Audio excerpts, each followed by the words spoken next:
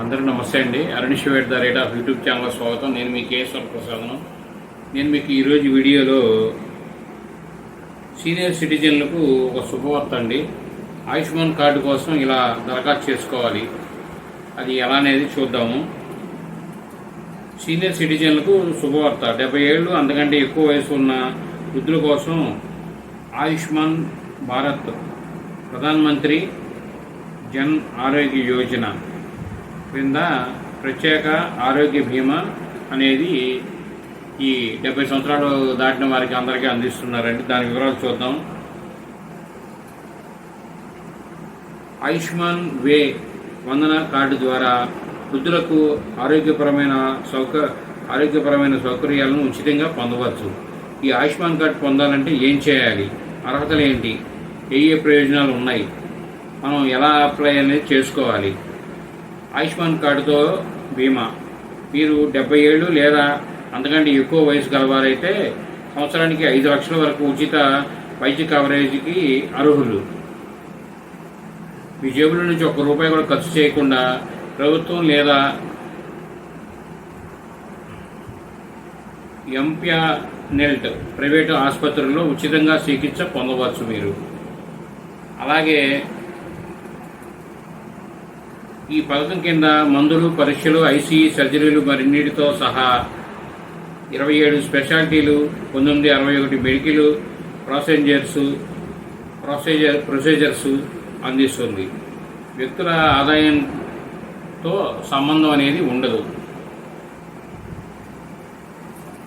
Retirement అయినా లేదా ఇప్పటికీ జాబ్ చేస్తున్నా లేదా స్థిరమైన ఆదాయం లేకపోయినా ఇప్పటికీ ఈ పథకం నుంచి ప్రయోజనం అనేది పొందవచ్చు.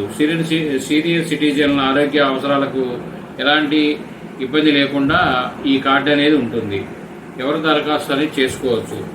వయసు అనేది 70 ఏళ్ళు పైబడిన ఎవరైనా ఈ కార్డుకు అర్హులు.